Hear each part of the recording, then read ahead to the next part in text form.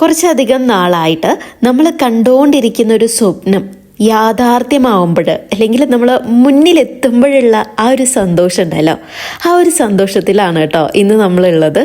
നമ്മൾ കുറച്ചായിട്ട് വിചാരിക്കുന്നുണ്ട് ഇവിടെ ഒമാനിൽ ഒരു ഓൺലൈൻ ക്ലോത്തിങ് സ്റ്റോർ തുടങ്ങണം എന്നുള്ളത്. അപ്പോൾ ഫൈനലി ഇതാ പ്രൊഡക്ട്സ് ഒക്കെ നമ്മുടെ കയ്യിലെത്തിയിട്ടുണ്ട്. ഇന്ന് അതിൻ്റെ ഫോട്ടോഷൂട്ടും വീഡിയോ ഷൂട്ടും കാര്യങ്ങളൊക്കെയാണ് നടക്കാൻ പോകുന്നത്. എന്നിട്ട് ഒട്ടും വൈകാതെ തന്നെ ഒരു ഓൺലൈൻ ഇൻസ്റ്റഗ്രാം പേജൊക്കെ സ്റ്റാർട്ട് ചെയ്തിട്ട് നമ്മൾ സ്റ്റാർട്ട് ചെയ്യാൻ പോവാണ് കേട്ടോ. നമ്മുടെ ഒരു സ്വപ്നം കുറേ നാളായിട്ട് നമ്മൾ ഇങ്ങനെ അങ്ങോട്ടും ഇങ്ങോട്ടും ഇങ്ങനെ പറഞ്ഞുകൊണ്ടിരിക്കുകയാണോ, അങ്ങനെ ചെയ്യണം ഇങ്ങനെ ചെയ്യണം എന്നൊക്കെ. ഫൈനലി ആ ഒരു ദിവസം എന്താ വന്നെത്തിയിരിക്കുകയാണ്. ഇനി പെട്ടെന്ന് തന്നെ നമുക്ക് ബാക്കിയുള്ള കാര്യങ്ങളൊക്കെ ചെയ്ത് തീർക്കണം കേട്ടോ. ഇന്ന് നമ്മൾ എവിടെയാ പോകുന്നത് പാറു? എക്സൈറ്റഡ് ആണോ?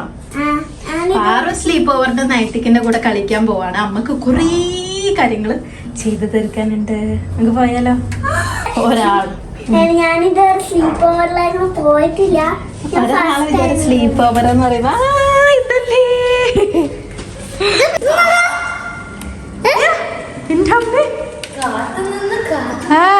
ഒരാള് ഭയങ്കര എക്സൈറ്റഡ് ആണ്. സ്ലീപ്പ് ഓവർ ഇവള് വിചാരിച്ച് പെപ്പാ പിഗിലൊക്കെ കാണുമല്ലോ, അതുപോലത്തെ എന്തോ സ്ലീപ്പ് ഓവർ ആണെന്ന്. എല്ലാ ദിവസവും ഓഫീസും പിന്നെ വീഡിയോ ഷൂട്ടും കാര്യങ്ങളും ഒക്കെ ആയതുകൊണ്ട് ഇതുപോലൊരു ഒന്ന് റിലാക്സ് ചെയ്തിട്ട് വീഡിയോസൊക്കെ ഷൂട്ട് ചെയ്യാൻ പറ്റുന്ന ഒരു ദിവസം ഇങ്ങനെ നോക്കി നിൽക്കായിരുന്നു കേട്ടോ. അപ്പോൾ ആക്ച്വലി ഏട്ടൻ നാട്ടിലേക്ക് 1 വീക്കിന് പോയേക്കായിരുന്നു. അപ്പോൾ പിന്നെ ഒരു ദിവസം വെള്ളിയാഴ്ച വൈകിട്ട് ഓഫീസൊന്നും ഇല്ലല്ലോ, വൈകിട്ടൊന്ന് പോയിട്ടുണ്ടെങ്കിൽ പിന്നെ ശനിയാഴ്ചയും വീക്കെൻഡാണ്. അപ്പോൾ ഒരു ശനിയാഴ്ചയും ഒരു വൈകുന്നേരം വരെയൊക്കെ ഷൂട്ട് ചെയ്യുകയാണെങ്കിൽ നമുക്ക് എല്ലാം ഒരു ദിവസം കൊണ്ട് തന്നെ തീർക്കാമെന്ന് വിചാരിച്ചു കേട്ടോ. ഒരു ഷൂട്ടിങ്ങും കാര്യങ്ങളൊക്കെ പിന്നെ പതിയെ ഓരോന്നായിട്ട് എഡിറ്റ് ചെയ്തിട്ട് ഇട്ടാൽ മതിയല്ലോ. അപ്പോൾ അതിന് വേണ്ടിയിട്ട് ഞാൻ ഇന്ന് എൻ്റെ ഫ്രണ്ടിൻ്റെ വീട്ടിലേക്ക് പോവാണ്. നമ്മളെ 2 പേരും കൂട്ടിയിട്ടാണ് ഈ ഒരു ബിസിനസ് സ്റ്റാർട്ട് ചെയ്യുന്നത്. അങ്ങനെ ഫോട്ടോഷൂട്ട് വീഡിയോ ഷൂട്ട് എന്നൊക്കെ കേൾക്കുമ്പോൾ അങ്ങനെ ഭയങ്കരമായ ഫോട്ടോഷൂട്ടും വീഡിയോ ഷൂട്ടൊന്നും അല്ല കേട്ടോ. നമ്മുടേതായ കുറച്ചധികം ലിമിറ്റേഷൻസ് ഉണ്ട്. നമ്മളൊരു ബിസിനസ് തുടങ്ങുന്നതേ ഉള്ളൂ.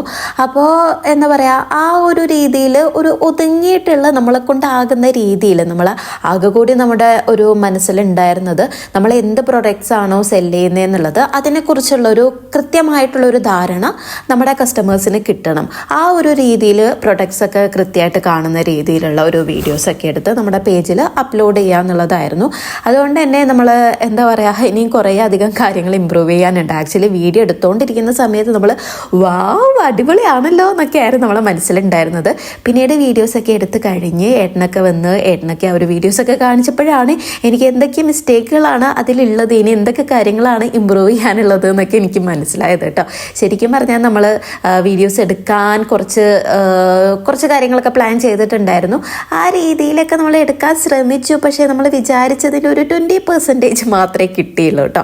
അപ്പോൾ എന്തായാലും കുഴപ്പമില്ല, നമ്മളെ സ്റ്റാർട്ടിങ് ആണ്. ആ ഒരു പെർഫെക്ഷനൊക്കെ നോക്കി നിൽക്കുകയാണെങ്കിൽ നമ്മൾ ആ നോക്കി നിൽക്കുന്നിടത്തേ ഉണ്ടാവുള്ളൂ. നമ്മൾ വിചാരിച്ചതിൻ്റെ ഒരു 20% വന്നല്ലോ. ഇനി പതിയെ ഇമ്പ്രൂവ് ആയിക്കൊണ്ടിരിക്കും. നമ്മളൊരു കാര്യം ചെയ്ത് തുടങ്ങുന്നതേ ഉള്ളൂ. മുൻപരിചയമൊന്നും ഇല്ലാത്തൊരു ഫീൽഡാണ്. അപ്പോൾ ഓരോ കാര്യങ്ങൾ തെറ്റൊക്കെ ചെയ്താണ് അതിൽ നിന്ന് ഓരോരോ പാഠങ്ങൾ നമ്മൾ മനസ്സിലാക്കുക. അപ്പോൾ ഇനി പെർഫെക്റ്റ് ആയിട്ട് ചെയ്യാന്നുള്ളത് വെയിറ്റ് ചെയ്തിരുന്നിട്ടുണ്ടെങ്കിൽ വീണ്ടും നമ്മൾ സമയം പോവത്തേ ഉള്ളൂ. അതുകൊണ്ട് ഇപ്പം നമ്മൾ എങ്ങനെയാണോ വിചാരിച്ചേക്കുന്നത്, നമ്മൾ മനസ്സിൽ വിചാരിച്ചേക്കുന്നത് അതിൻ്റെ ഏകദേശം ഒരു രൂപമൊക്കെ വന്നിട്ടുണ്ടല്ലോ, അങ്ങനെ അങ്ങ് സ്റ്റാർട്ട് ചെയ്യാമെന്ന് വിചാരിച്ചോട്ടോ. ഇനി പതിയെ ഇതിൽ നിന്ന് കുറച്ച് പ്രോഫിറ്റും കാര്യങ്ങളൊക്കെ കിട്ടുമ്പോൾ നമ്മുടെ ആ ഒരു വീഡിയോൻ്റെ ക്വാളിറ്റിയും കാര്യങ്ങളും പിന്നെ കുറച്ച് കാര്യങ്ങളൊക്കെ വീഡിയോസൊക്കെ ഒക്കെ ആയിട്ട് നമുക്ക് വാങ്ങിക്കാനൊക്കെ ഉണ്ട്.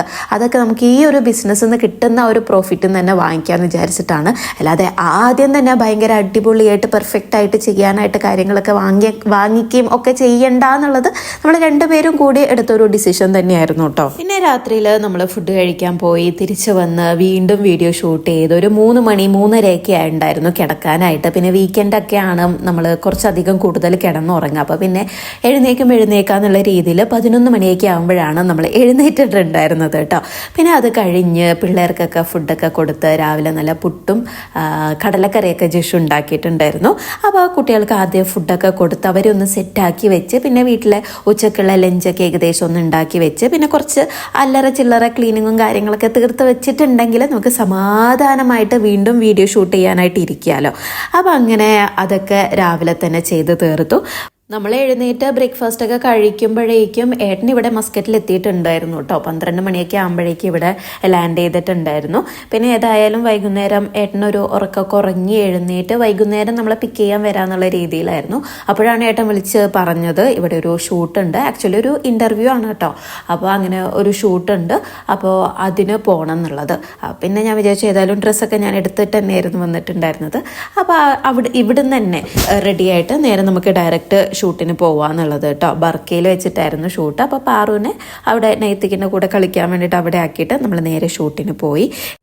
ഇങ്ങനെ ഓരോ ഷൂട്ടിന് പോകുമ്പോഴും ഇപ്പം ഇതൊരു ഇൻ്റർവ്യൂ ആണ് കേട്ടോ. ഒമാനിലെ ABC ഗ്രൂപ്പിൻ്റെ കൺട്രി ഹെഡായിട്ടുള്ള ഒരു ഇൻ്റർവ്യൂ ആയിരുന്നു.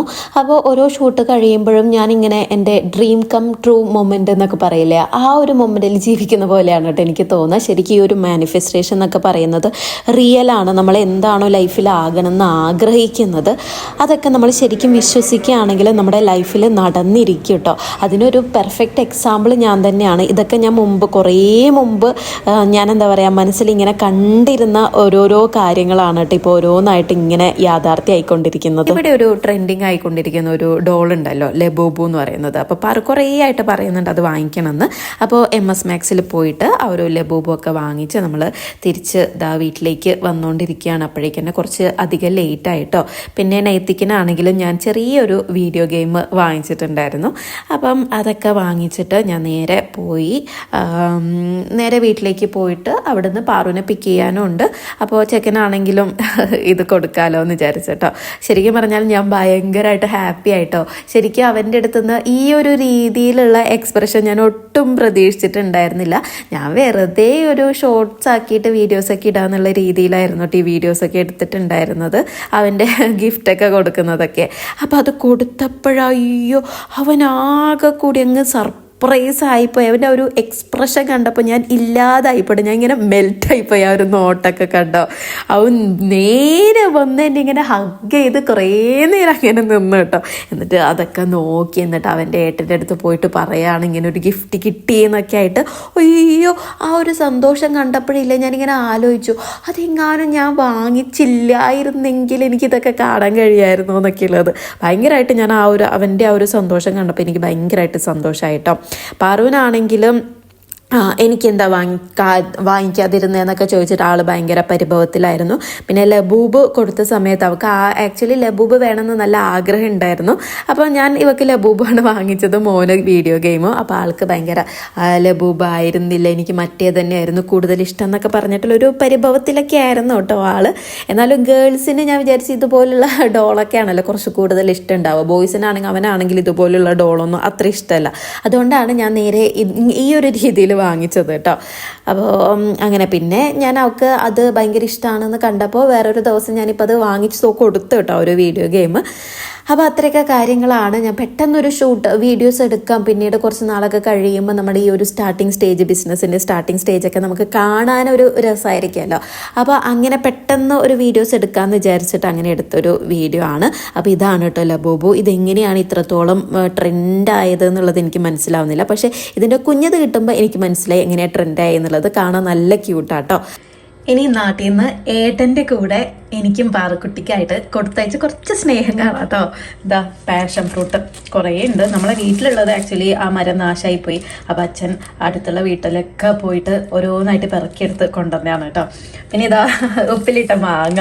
അച്ഛന് നന്നായിട്ട് അറിയാം എനിക്ക് ഈ ഉപ്പിലിട്ട മാങ്ങ, പച്ചമോരിൽ പിന്നെ ഇഞ്ചിയും മുളകും ഒക്കെ ചതച്ചിട്ട് മോര് വെള്ളമാക്കില്ലേ, അതൊക്കെ ഭയങ്കര ഇഷ്ടമാണെന്നുള്ളത്. എന്നിട്ടിതാ വീട്ടിലുണ്ടാക്കി വെച്ചിട്ടുള്ള പച്ചമാങ്ങ ഇതാ എനിക്ക് വായിലിപ്പം തന്നെ വെള്ളം വരുന്നുണ്ട് കേട്ടോ.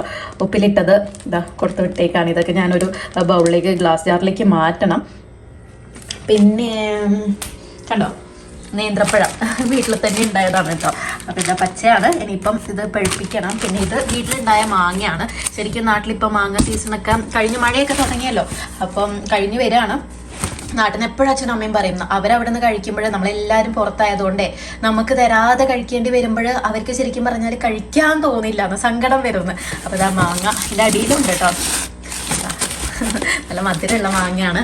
ഇതാ പേരക്കൊക്കെ കഴിയാറായിട്ട് ഇന്നലെ രാത്രി വന്നപ്പോൾ തന്നെ ഞാനും ഏട്ടനും പാറക്കുട്ടിയൊക്കെ കഴിച്ച്. പിന്നെ ഇതാ റംബൂട്ടാനുണ്ട്.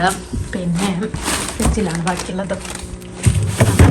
മാങ്ങ തന്നെയാണ്. നല്ല ചെറിയ മാങ്ങയില്ലേ, മാമ്പഴ പുളിശ്ശേരിയൊക്കെ ഉണ്ടാക്കാൻ പറ്റുന്ന ടൈപ്പ്. പക്ഷെ ഞാൻ മാമ്പഴ പുളിശ്ശേരി ഒന്നും ഉണ്ടാക്കാറില്ല. എനിക്ക് അത്ര മധുരമുള്ള കറികൾ അത്ര ഫേവറേറ്റും അല്ല കേട്ടോ.